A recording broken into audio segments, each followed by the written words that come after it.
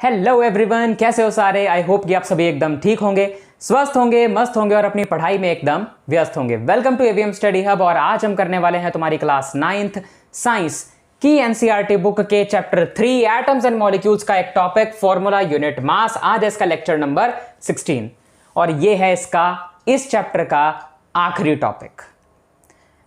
Lecture number 15 तक इस lecture के हर एक टॉपिक को हमने डिटेल में डिस्कस कर लिया है बहुत ही अच्छे से, और आज के इस लेक्चर के बाद ये चैप्टर कंप्लीटली ओवर हो जाएगा, खत्म हो जाएगा।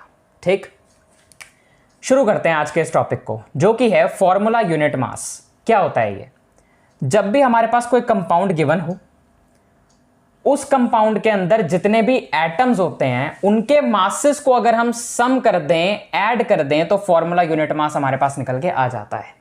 अगर हमारे पास कोई भी कंपाउंड गिवन है, उस कंपाउंड के अंदर जितने भी एटम्स हैं, उन सभी एटम्स के मासेस का अगर हम सम कर देते हैं, उनको ऐड कर देते हैं, उनको प्लस कर देते हैं, तो हमारे पास एटॉमिक मास नहीं, फॉर्मूला यूनिट मास उस कंपाउंड का निकल कर आ जाएगा।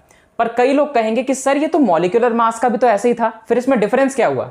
यार, मॉलिक्यूलर मास में और फॉर्मूला यूनिट मास में डिफरेंस है, बहुत बड़ा डिफरेंस है।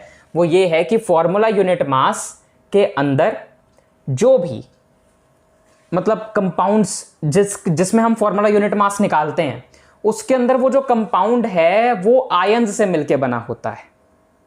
ठीक है, ये सबसे बड़ा डिफरेंस है कि फॉर्मूला यूनिट मास निकालने के लिए जो कंपाउंड्स हमें दिए गए होते हैं वो कंपाउंड्स आयंस से बने हुए होते हैं। ठीक, अब एग्जांपल 3.2 तुम्हारी एनसीईआरटी बुक में दी है, एक फॉर्मूला यूनिट निकालने की CaCl2 का। Calculate the formula unit of CaCl2। CaCl2 का फॉर्मूला यूनिट हमें निकालना है। ये निकाल दूंगा, उसके बाद तुम्हें अपने आप ही क्लियर हो जाएगा कि फॉर्मूला यूनिट निकालते कैसे हैं। वैसे ये निकालने का मेथड मॉलिक्यूलर मास अगर तुम्हें निकालना आता है तो उससे बहुत अलग नहीं है।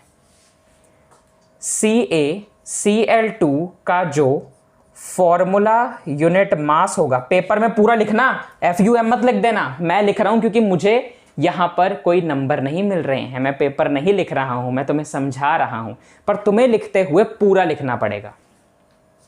तो formula unit mass of CaCl2 is equal to calcium का मास जो कि है 40 प्लस क्लोरीन का मास, और क्लोरीन कितने हैं? 2, तो 2 इंटू क्लोरीन का मास होता है 35.5। मल्टीप्लाई कर लेते हैं, 35.5 इंटू 2 कितना हो गया? 35.5 इंटू 2, 2 5 ज़ा 10, 2 5 ज़ा 10, 1 11, 2 3 ज़ा 6 1 7, और ये एक पॉइंट ये वाला यहां पर आ गया 71। तो 40 प्लस 71 कितना आ गया? 111 यूनिफाइड। 111 यूनिफाइड। यू क्या है? यूनिट है। तो यहां पर ये आ गया CaCl2 का फॉर्मूला यूनिट मास, और इसी के साथ इस फॉर्मूला यूनिट मास का टॉपिक जो है कंप्लीट होता है। सर क्या बस इतना सा कंप्लीट हो गया? अरे हाँ, यहां से क्या क्वेश्चन आ सकता है? बताओ फॉर्मूला यूनिट मास क्या होता है, मॉलिक्यूलर मास से ये कैसे डिफरेंट है, ये बताओ। या फिर कोई भी एक तुम्हें फॉर्मूला दे देगा, कंपाउंड दे देगा और कहेगा इसका फॉर्मूला यूनिट मास निकालो। उसके लिए बस तुम्हें क्या आना चाहिए? तुम्हें इन सभी एलिमेंट्स के कहो या एटम्स के कहो, मास पता होने चाहिए बस, और बस उन्हें तुम्हें ऐड करना होगा। Ca और Cl2, कैल्शियम और क्लोरीन का पता होना चाहिए। बस देख लो कि कितनी बार कौन सा वाला आ रहा है। कैल्शियम एक ही बार आ रहा है तो बस उसको एक बार लिख दिया, ये 2 बार आ रहा है तो 2 बार मल्टीप्लाई करके उसका मास लिख दिया, बस ऐड कर दिया, अपना आंसर आ गया, डन। उसके बाद कुछ नहीं यार, चैप्टर खत्म, नोट करना है कर लो, फिर इस चैनल के बारे में कुछ बातें बताता हूं और फिर वीडियो खत्म कर देंगे। तो इसी के साथ हमारा ये टॉपिक और इसी के साथ हमारा ये पूरा का पूरा chapter atoms and molecules finally complete होता है, ओवर होता है, पूरा होता है। अगर तुम्हें ये वीडियो अच्छी लगी हो तो लाइक कर देना, ज़्यादा से ज़्यादा अपने फ्रेंड्स के साथ, क्लास 9th के स्टूडेंट्स के साथ शेयर कर देना, अच्छा सा कमेंट कर देना, कोई फीडबैक हो तो वो भी दे सकते हो। और इसके अलावा कुछ चीज़ें और बता दूं, अगर तुम्हें तुम्हारी क्लास 9th साइंस की एनसीईआरटी बुक का chapter 1 matter in our surroundings, chapter 2 is matter around us pure, या ये चैप्टर 3 का कोई भी टॉपिक एटम्स एंड मॉलिक्यूल्स का करना है।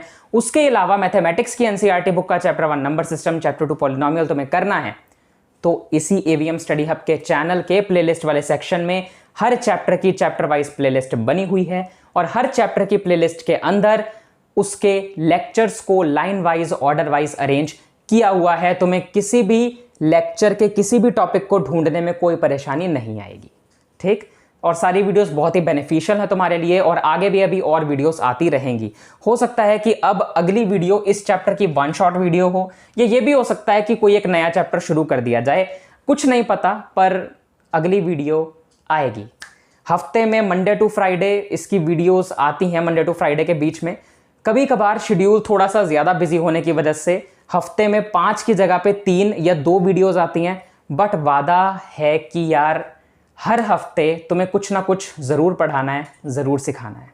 ऐसा तो नहीं होगा कि बिल्कुल तुम्हें फ्री बिठा दिया जाए। अपनी तरफ से मेहनत करेंगे जितनी कर सकते हैं, क्योंकि मैं भी एक कॉलेज स्टूडेंट हूँ, तो मुझे भी हर चीज़ मैनेज करके चलनी पड़ेगी अपनी स्टडी के साथ साथ, तो तुम्हें भी थोड़ा बहुत समझना चाहिए। बाकी बस यार यही बताना था। सब्सक्राइब कर देना, नोटिफिकेशन बेल को ऑन कर देना। मिलते हैं अगले लेक्चर में किसी और नए चैप्टर या फिर इसी चैप्टर की वन शॉट वीडियो के साथ। देखते हैं क्या बनाते हैं। तब तक के लिए बाय बाय बाय। पढ़ लो।